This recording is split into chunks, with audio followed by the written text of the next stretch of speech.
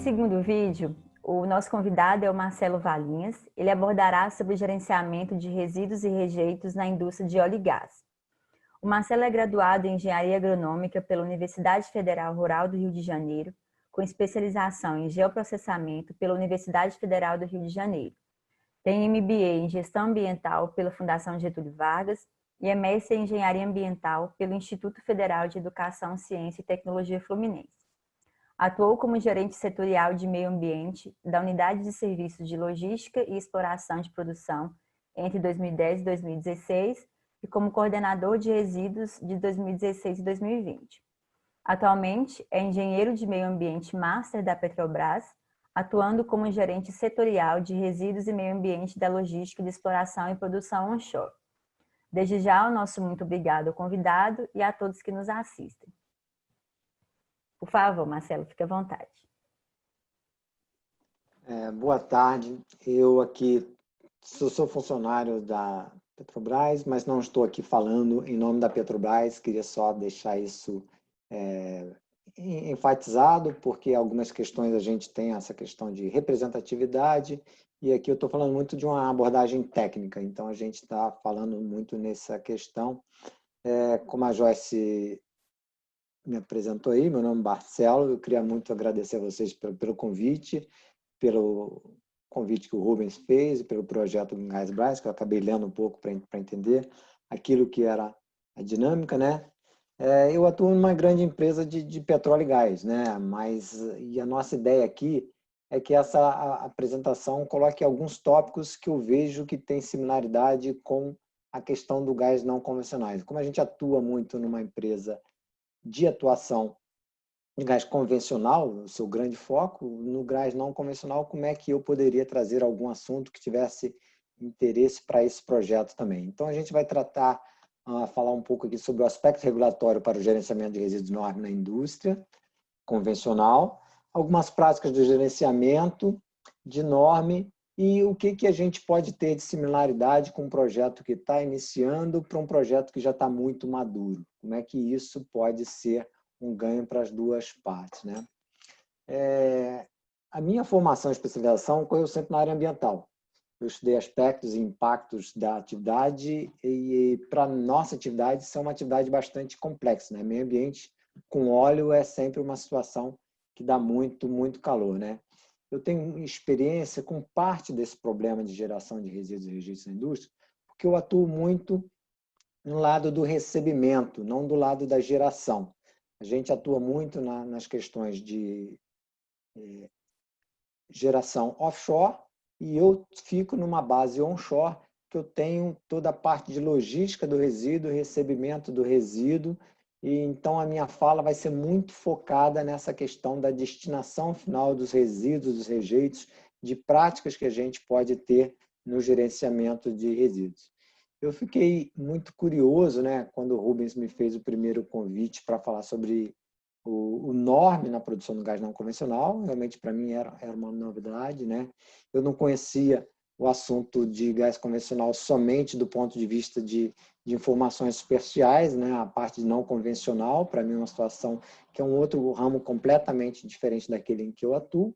Mas ele me convenceu a falar em cima daquilo que a gente poderia ter de dificuldades, o que a gente tem de dificuldades, e o que um projeto que está se iniciando pode pular nessas situações de ter dificuldades e como é que a gente pode vencer e não cometer os mesmos erros, né?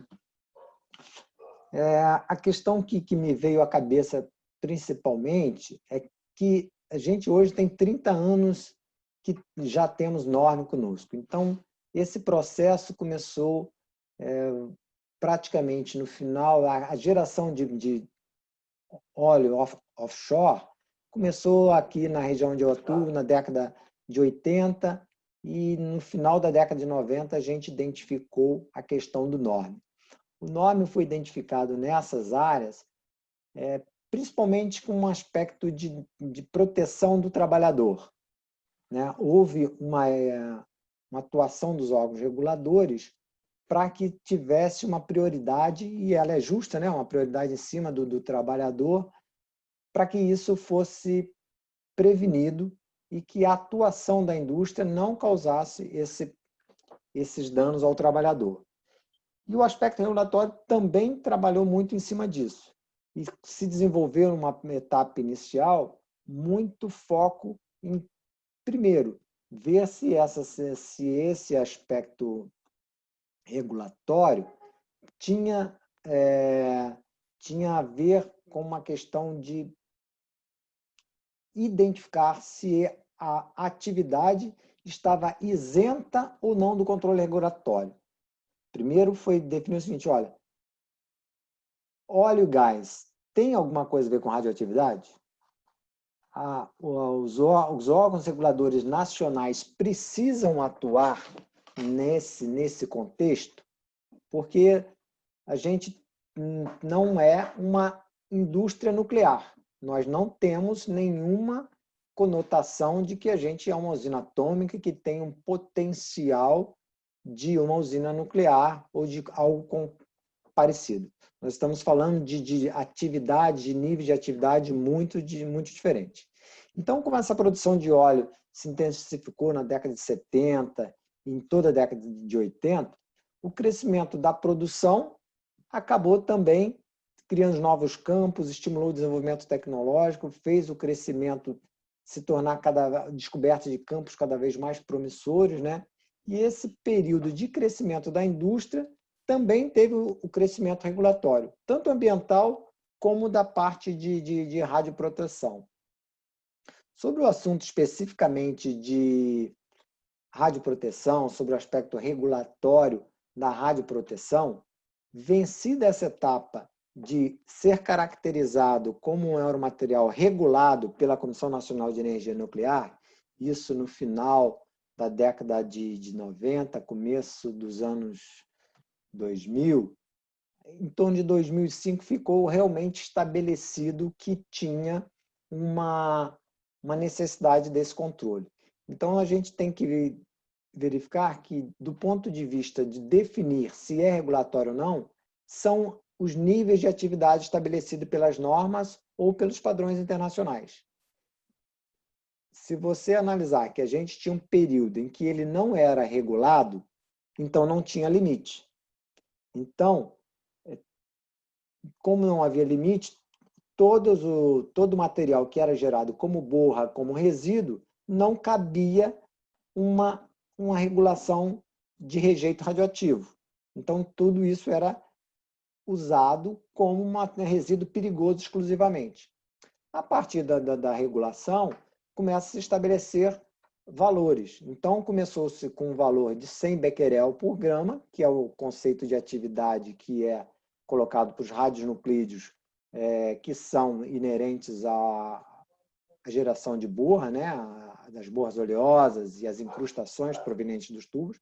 Ele passou de 100 para 10. Em 2005 passou para 10. Então, tudo que ficasse acima de 10 era considerado material radioativo. Tudo que era abaixo poderia ser dispensado como um rejeito só perigoso. E em 2014 esse limite baixou para 1.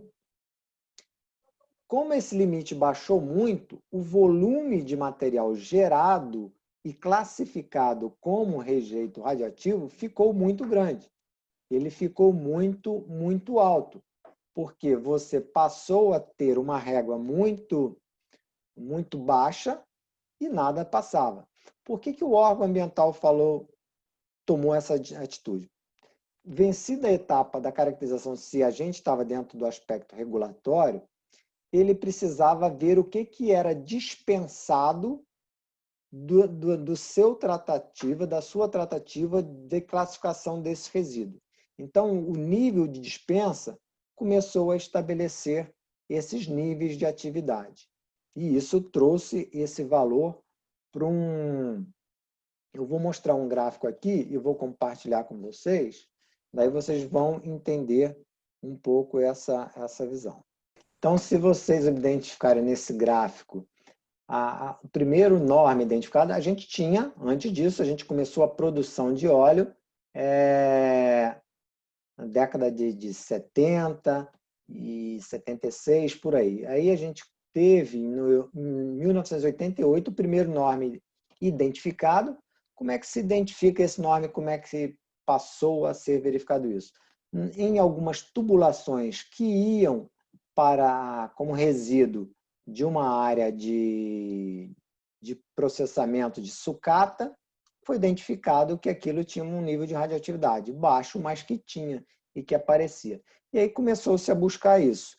Começou-se a ver que, por exemplo, se tinha trabalhadores ali ao redor dessa tubulação, ele precisaria ter uma proteção contra a radioatividade. E com isso foi feito todo um monitoramento para que se identificasse quais os locais em que você tinha uma necessidade de acompanhar isso e, em sequência, quando fosse fazer uma manutenção que fosse ter o descomissionamento desse material, como é que esse material ia ser destinado. E aí também foi verificado que na limpeza dos tanques, as borras oleosas contidas nesses materiais tinha alguma indicativos de radionuclídeos, notadamente no caso da indústria de óleo e gás, é a rádio 226 e rádio 228. E aí, uma posição regulatória em 2000 baixa esse valor de atividade para 100 becquerel por grama. Com a norma CNEM 3.01 de 2005, esse valor baixa para 10. E em 2014, você tem um novo limite de dispensa, ou seja, só pode ser dispensado aquilo que está abaixo de 1. Porque o órgão regulador de energia nuclear diz que, se for colocado abaixo de 1, eu posso jogar no lixo urbano. Porque a preocupação dele é muito com radiofármacos, é muito com para-raios. Então, se for muito baixo esse material, eu posso jogar no lixo urbano. Só que o resíduo da indústria de óleo e gás não pode ser jogado em lixo urbano.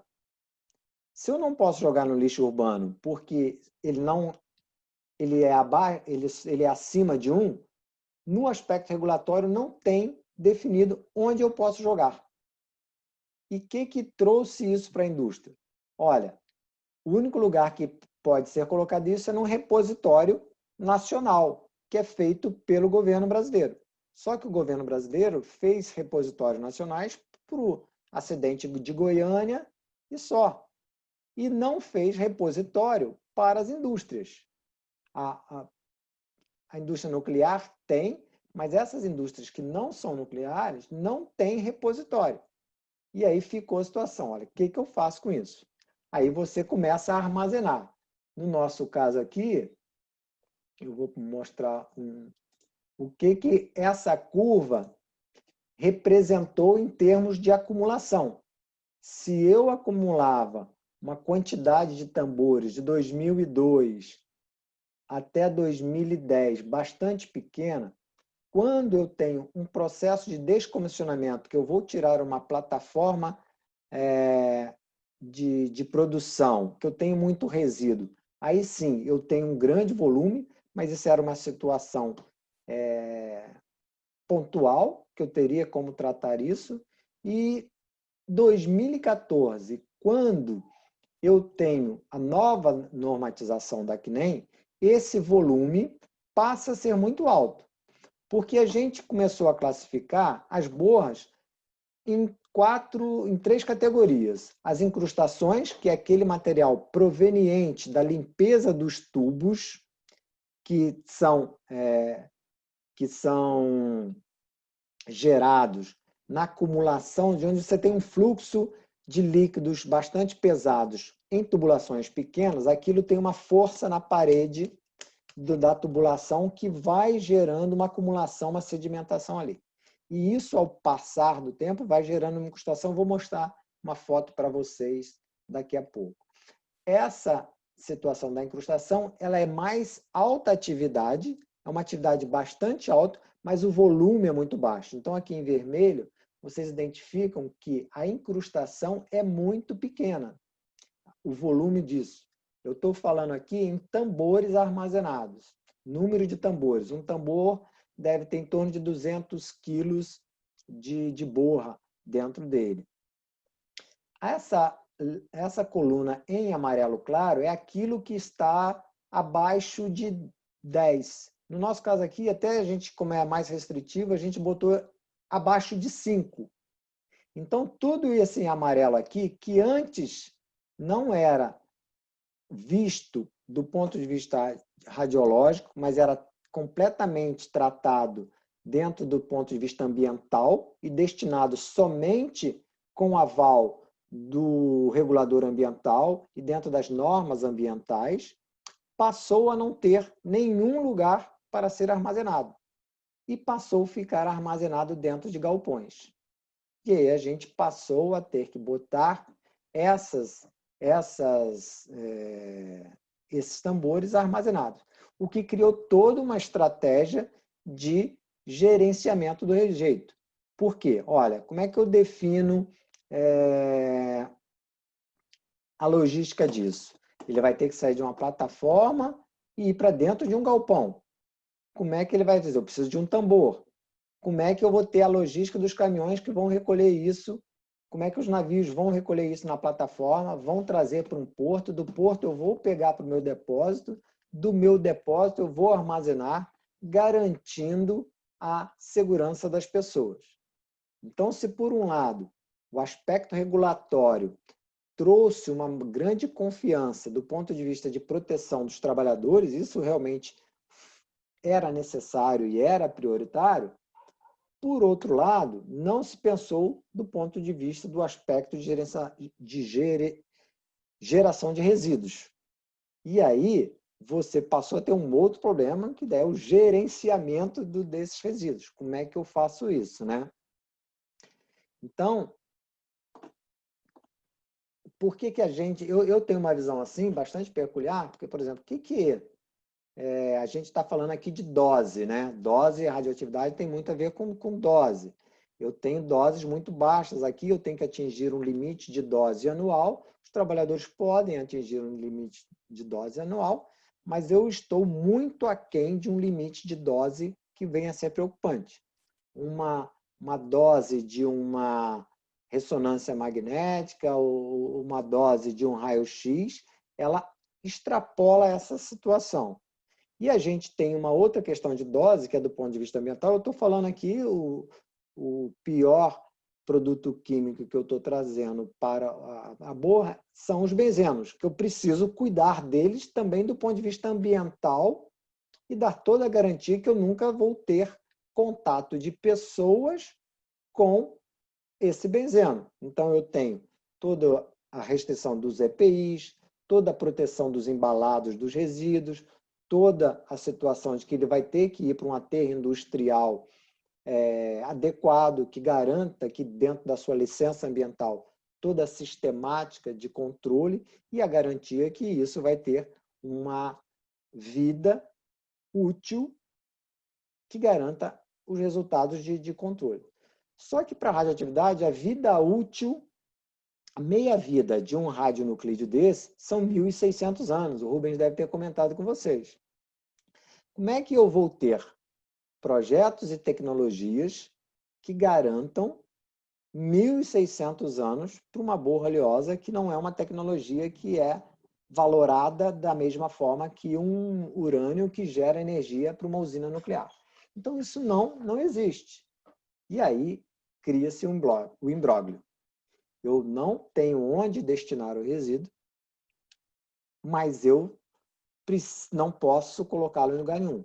Eu preciso armazená-lo, né? Então, isso é o grande... Hoje eu vejo esse um grande gargalo. Hoje a gente está, dentro da nossa indústria aqui, precisando de cada vez mais depósitos. E isso tem um custo de armazenamento que ele não pode ficar para 1.600 anos. Em alguns países, isso já está equacionado. Os Estados Unidos têm essa mesma regra, que o que é abaixo de 1 eu posso jogar no lixo urbano, mas o que é acima de 1, existem depósitos ou tecnologias de reinjeção em poços em áreas fraturadas, que você permite a dispensa dessa borra acima de 1 até 500. Aqui, no nosso caso, a gente tem borras em média, 50 becquerel. Eu tenho um tambor com um valor muito, muito alto, né? Então, essas questões são o que, dentro do arcabouço regulatório, traz uma grande discussão para a gente e o que a gente vai fazer no futuro. Quais são as tecnologias que vão ser feitas? O Brasil vai desenvolver tecnologia para esse tipo de rejeito? A gente vai ter que ter como alternativa exportar esses rejeitos para um país que tenha normas que lhe permitam isso? Qual é o custo dessa situação? Enquanto isso, eu vou ter que ficar provendo depósitos que vão dar essa situação de ter que armazenar adequado e dentro da conformidade legal, tanto para a radioproteção, como para a área ambiental e como para a saúde das pessoas. Esse é o nosso grande desafio. Era esse que eu tinha colocado para falar sobre o aspecto regulatório. Se vocês tiverem alguma pergunta nessa questão, depois eu queria falar um pouquinho sobre as práticas que a gente tem e colocar algumas imagens que vão dar a noção para vocês do que a gente está falando efetivamente, do que é essa borreliosa, o que é essa incrustação, o que vem a ser o nosso problema em si. Alguma dúvida? Alguma pergunta, Vinícius e Sara, agora? Acho que é só um comentário mesmo. Eu fico imaginando se for fazer esse armazenamento, né, dessas borras, se for criando os galpões para poder armazenar tudo isso, como que vai ficar, né? Porque vai chegar um ponto que não vai ter nem espaço mais para colocar isso. Então, realmente tem que arrumar um jeito, né, ou se É reutilizar. complexo, é complexo. A gente, desde 2014 até agora, nós estamos há 6 anos com essa situação, a gente está com um processo de licenciamento. Daí o processo de licenciamento é de uma coisa, de uma novidade do ponto de vista regulatório. Então, assim, imagina quando se estava criando a primeira usina nuclear, como é que era o aspecto de licenciamento. Não se tinha experiência nem do lado de lá, nem do lado de cá, nem do aspecto regulador, nem do operador. E aí você tinha que criar um processo que desse garantias para os dois lados. Hoje eu estou há 4 anos trabalhando num processo de licenciamento. E assim estou no meio do caminho, entendeu? E aí, cada vez que isso ocorre, você precisa de um novo depósito.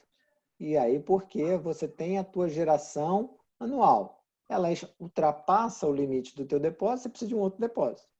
E aí não tem custo, e ainda mais para resíduos, que se sustente com essa situação. Né? Ô Marcelo, eu tenho uma dúvida, uma pergunta. Parabéns, primeiramente, pela apresentação. A diminuição do limite com o passar do tempo foi em razão de não detecção de radioatividade? Eu não entendi muito bem o porquê dessa diminuição de 500, 100, 1. Qual foi a razão? Na verdade, por exemplo, o primeiro do 500 é que não tinha nenhuma preocupação. Então, assim, o órgão tinha algumas posições relatórias em que dizia que não se tinha ciência se tinha radioatividade ali. Então, o nível era muito alto. Olha, só se estiver acima de 500 que tinha nível. Porque eu não tinha eu tinha um volume gerado pequeno, e a gente está falando, quando a gente está falando disso, a gente está falando de volume versus atividade. Eu tinha um volume pequeno na época, e aí você não tinha a regulação. Passou a ter regulação, ele começou a buscar em outros países, na Agência Internacional de Energia Atômica, como é que eram esses procedimentos. Começou-se a buscar isso em países que tinham tecnologias mais elevadas de identificação, de regulação do ponto de vista de depósitos. Então, assim, você tinha países que tinham muita tecnologia de medição, você conseguia fazer medições mais acuradas. Eu vou falar um pouquinho sobre amostras e representatividade das amostras para para aquilo que a gente vai precisar, e aí a gente vê uma semelhança, como é que a gente hoje está passando essa questão da pandemia. No começo, olha, não, podemos ir todo mundo para a rua, máscara não é necessária, então tudo é mais tranquilo porque a gente não tem. Na medida que você começa a ter um volume muito de informação e você vai gerando testes cada vez mais testes, você começa a ter bloqueios para garantir a sua segurança. E foi isso que foi colocado. Foram colocando bloqueios que permitissem a segurança do trabalhador. A segurança do trabalhador foi priorizada nesse contexto, com razão. Porque eu teria que ter, para uma indústria que estava surgindo, como é que ela vai garantir aos trabalhadores que estão inseridos nessa atividade uma proteção de não ficar lá 220 horas por mês ao lado de um tubo que poderia ter radioatividade. Então, quando não tinha essa informação, aí eles vieram buscando a norma. Aí o regulador brasileiro buscou informações nos reguladores internacionais e foram se ajustando. Esse nível de 1 é um nível que, na minha entendimento, ele é muito genérico, ele abrange todas as situações, ele abrange tudo, realmente de uma maneira preventiva. Toda a questão ambiental, toda a questão de segurança, de saúde, ela é muito preventiva. E aí você precisa, depois que você faz a barreira, você identifica como é que você vai trabalhar, olha, onde é que pode ser feito de uma maneira diferente, onde é que o limite é aceito. Só que isso ainda não partiu no Brasil. Por exemplo, nos Estados Unidos, você pode colocar num aterro industrial, em determinadas células específicas para isso, esses rejeitos. E aí cabe ao gestor dessa licença um controle disso. E como é que eles cobram essas condicionantes desse gestor? O cara tem que ter na sua licença um seguro proporcional à estrutura que ele tem de armazenamento. Então, se eu tenho um material mais perigoso, eu tenho que ter um seguro mais elevado para me precaver de uma eventual situação diferente. Então, ele veio baixando esse nível em função da visão que o órgão regulador brasileiro foi percebendo internacionalmente e à medida que era sendo gerada aqui, focando na proteção dos trabalhadores. Só uma dúvida, Marcelo. Dentro desse assunto, dessa questão da regulação, o que você enxerga hoje como talvez o maior gargalo, o maior problema dentro do Brasil em questão de regulação ambiental nesse setor? Eu acho que a gente não tem um termo de referência para uma dispensa condicionada. O que seria a dispensa condicionada? A norma diz o seguinte, olha, está com dispensa incondicional tudo que for abaixo de 1. Mas se está como dispensa incondicional que for abaixo de 1, pressupõe que o legislador quis dizer que acima de 1 tem uma dispensa condicionada. Condicionada a quê?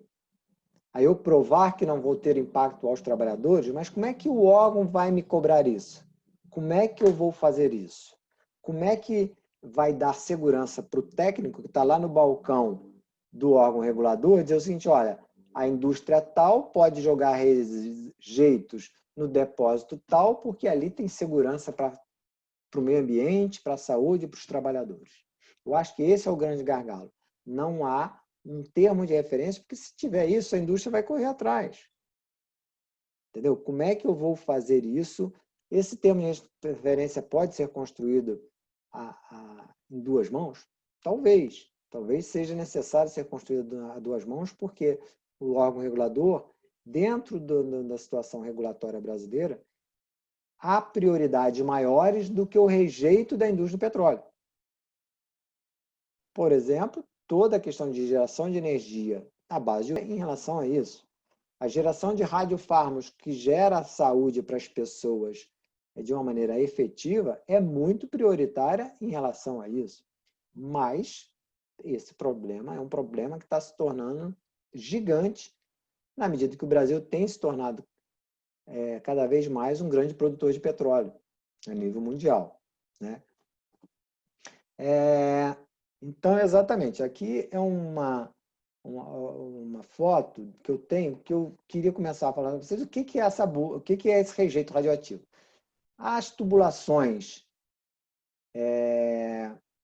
primeiro só, como é que isso vem sendo gerado, né? A gente já identificou que começou a verificar isso para a proteção dos trabalhadores, e aí com essa proteção dos trabalhadores a gente começou a monitorar determinadas áreas, e essas áreas a gente começou a ver que tinha geração de incrustação. Alguns equipamentos são muito antigos, então já teve um fluxo muito grande. Por que é formado isso? Depende do aspecto geológico da sua fonte, depende do insumo que é usado no ato de produção do petróleo, depende do equipamento, um equipamento reto, um equipamento onde sempre faz curva, tem tudo a mecânica dos fluidos envolvidas nesse processo. Então, no caso das incrustações, uma passagem de resíduos líquidos ali durante muito tempo, com muita questão de sólido, e aí eu posso ter características de sulfato de bário, que faz uma coalescência desse material, e eu vou fazendo uma impregnação desse material, eu posso chegar a níveis desse tamanho de fechamento do diâmetro da tubulação. Isso faz com que há um prejuízo econômico, porque eu não estou passando petróleo ali e está reduzindo o meu volume. Então, em determinado momento, eu tenho que tirar esse tubo. Quando eu preciso tirar esse tubo tem radioatividade. Então, para eu jogar fora este tubo, é melhor eu limpá-lo. Porque limpando, eu vou ter, do ponto de vista de gerenciamento de resíduo, uma redução do seu volume. Porque se eu consigo limpar e a sucata metálica fica isenta da radioatividade, eu posso ter um volume gerado de resíduos, de rejeitos menor. Então, eu tive resíduo gerado, que é a sucata metálica, e eu tive rejeito radioativo gerado, que é a incrustação. Né? Aquele gráfico que eu mostrei para vocês de um descomissionamento, a gente chegou a ter 80 mil tubos. Um processo de descomissionamento pode gerar 80 mil tubos. E aí, em níveis diferentes. Então, se eu tenho tubos assim, depois que eu tiro a incrustação, esse tubo passa a ter uma limpeza e aí ele tem um nível de radioatividade muito baixo. E aí ele se enquadra naquele menor do que 1, ele pode ser dispensado, lógico, não para o lixo urbano, que aí a gente precisa seguir também a legislação ambiental, e aí ele vai para o seu tratamento do ponto de vista de sucata. Com as borras, é a mesma coisa. Imagina um grande tanque que eu tenho um acúmulo de sedimento, eu tenho um tanque cheio de óleo. É igual a gente deixar na cozinha da gente, o óleo que você tirou da panela, bota numa garrafa. À medida que esse óleo fica parado na garrafa há muito tempo, você vai ver que tem uma sedimentação dos sólidos ali. E a parte oleosa fica mais limpa. A gente vai tirando esse óleo, vai sugando esse óleo, mas o fundo do tanque fica sempre aquela borra que, por legislação já da Marinha, ou também do ponto de vista de produção, você tem que ter limpeza dos tanques periodicamente. Essa limpeza dos tanques gera esse tipo de borra, que é uma situação que ela não é uniforme. Eu tenho borras muito pastosas, eu tenho borras muito sólidas, que vão gerando essa visão, e isso traz uma nova problema para a gente. Como é que eu consigo caracterizar adequadamente esse meu produto, esse meu rejeito? Eu tenho, só quando ele está dentro do tubo, eu só tenho uma medição do nível de radiação de superfície. Passo um aparelho Geiger nele, ele só me dá dizendo, olha, você pode estar tomando dose ou não. Mas, necessariamente, eu não tenho a informação da atividade, ou seja, do número de radionuclídeos que estão ali circulando, que estão tendo emissão de radioatividade, e em termos de quantitativos. E eu preciso ter essa informação, para que isso me caracterize aquele 1 ou 10 que eu tenho lá, que é a ordem de grandeza é becquerel por grama. Eu preciso saber quanto que eu tenho nessa atividade. Isso faz com que a gente tenha uma preocupação. Como é que eu faço isso? Na operação, no campo especificamente, ou como é que eu faço isso no meu depósito? Depois que eu já botei, eu tenho vários tambores, eu já particionei toda essa minha geração de rejeitos, eu tenho, sei lá, 1000 tambores, e antes eu tinha isso numa massa única.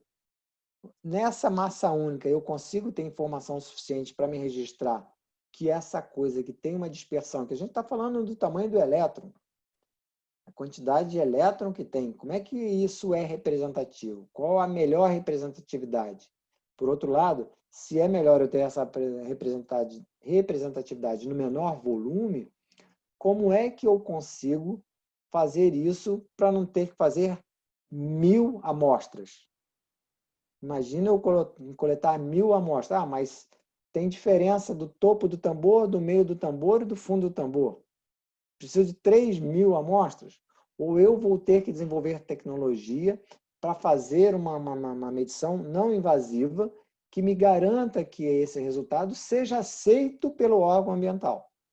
Então, tem uma série de desenvolvimentos tecnológicos que precisam também ser feitos do ponto de vista de gerenciamento para garantir a segurança do operador como do regulador, para que a gente tenha uma dispensa bem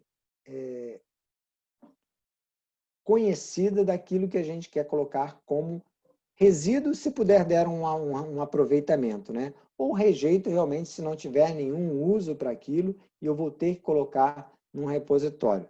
E se o governo for trabalhar num repositório, vai ser um volume bastante diferenciado, né? Bem, então, assim, isso eu queria mostrar a diferença realmente que existe do ponto de vista de amostra e o que isso gera do ponto de vista de logística, de gerenciamento desse material. Isso eu acho fundamental num processo que está se construindo, né? Como é que eu faço a perfeita caracterização desse material nas diversas fases do processo. E quanto mais fácil, mais cedo eu fizer isso, quanto mais próximo da área operacional eu fizer isso, há um ganho melhor nesse processo. Dúvidas aí? Eu tenho uma pergunta assim, mais geral, Marcelo. No quesito, assim, visto que você está dentro de uma empresa grande, já trabalha muito tempo nesse ramo, você acha que a radioatividade hoje, quando se fala, né, de materiais radioativos dentro da indústria de gás e petróleo, você acha que essa radioatividade ainda é vista como algo, como um tabu, assim, assim, você acha que ainda é visto dessa maneira hoje? Sim, a pergunta é muito legal, Joyce. Eu acho que a pergunta tem muita pertinência, porque em todos os níveis. Por exemplo, às vezes, mesmo dentro do órgão regulador, a gente está tentando buscar um licenciamento e algum técnico diz, não, isso aí, o teu depósito é uma atividade nuclear. Não é. Ela é uma atividade de norma, de um nível de radiação muito baixo. Com os trabalhadores, isso pega uma visão muito ruim, porque os trabalhadores têm muito medo. E a gente precisa, o tempo todo, esclarecer, e eu acho que isso é uma visão que eu tento trazer dentro da minha empresa, e que a gente passou muito tempo, olha, isso é um grande problema, não vamos comunicar muito, não vamos falar muito sobre isso, que isso é um problema. Gente, isso é um problema e as pessoas, por a gente não comunicar, as pessoas começam a ter medo. Então, as pessoas têm medo daquilo que não conhecem. O desconhecido é um grande gerador de medo. Então, se eu mostro para ele, olha, eu tenho todo o controle, nós temos todos os EPIs, os profissionais que trabalham mais perto são dosimetrados, as doses que eles recebem dá tudo traço, não chega a dar nem 0 ponto qualquer coisa. Então, você começa a divulgar isso, olha, esses trabalhadores estão aqui há 10 anos e nunca tiveram essa situação. Trabalhadores que estão aqui há muito tempo não têm nada. E isso gera um pavor para todos os lados. Isso vai para o sindicato usa isso como uma ferramenta de tentar chegar mais próximo dos trabalhadores e, na medida que bate para contextos relacionados, mas não conhecedores do assunto, por exemplo, Ministério Público do Trabalho, acha que é um caos, que assim, as pessoas estão tomando dose. Eu falo e eu brinco para as pessoas que isso, o conceito de dose que se aplica à radioatividade é o mesmo de cachaça.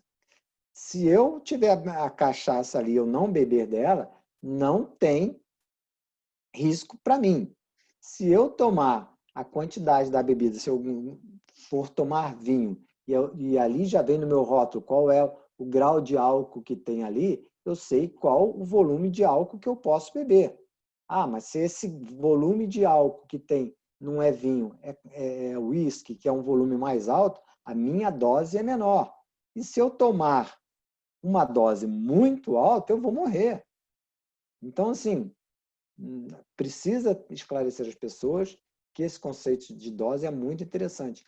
Tem no site da própria QNEM um comparativo de que você toma dose, quanto que você está de distância para fazer isso. No nosso caso, a gente teria que tomar doses assim durante 100 anos e que às vezes viajar de avião 10 vezes a gente tomaria uma dose maior do que aquilo que a gente está na nossa indústria. Ótimo, verdade. Jussara e Vinícius, alguma pergunta? Não, não. Acho que é só agradecer mesmo para o Marcelo. Eu acho que foi acho que para mim, principalmente, eu acho que foi uma boa aula, eu acho, para mim, que estou entrando nessa área agora. Foi muito bom, muito obrigada, viu, por fazer parte agora do GrasBras com a gente. Realmente foi muito significativa, né? Muito conteúdo interessante e relevante, com certeza. E a gente gostaria de agradecer, Marcelo, em nome de todo o pessoal do Projeto GasBras, os coordenadores, né, que não puderam estar todos aqui, mas a gente está à frente desse projeto. Gostaria de agradecer imensamente a você pela sua disponibilidade. Algo antes? Eu fico muito alegre de ver uma discussão técnica, né? E científica também, do ponto de vista de que também tem uma situação científica, de um projeto novo que se inicia. Porque se você começa a fazer uma avaliação estratégica disso, você começa a verificar os aspectos desde aquilo que você está preparando, de como é que aquilo surgiu, o que pode acontecer lá na frente, você aprende com os erros dos outros. Então, assim, é uma postura muito inteligente, né, que essa visão seja propagada para que a gente consiga ter, dentro de um novo projeto ou de uma coisa, todas as informações, tanto na parte inicial como na parte de descomissionamento, e eu acho isso é muito legal. Fiquei muito contente com o convite do professor Rubens, do CDTN, para que a gente participasse disso aí, tá ok? Muito obrigada. Bom, estamos finalizando então mais um painel científico. Gostaríamos de agradecer ao professor Rubens e ao Marcelo Valinhas e toda a Rede GasBras por essa oportunidade de trazer para a sociedade assuntos tão relevantes no contexto atual. Muito obrigado e até o próximo painel científico desenvolvido pela Rede GasBras, Seção Minas Gerais.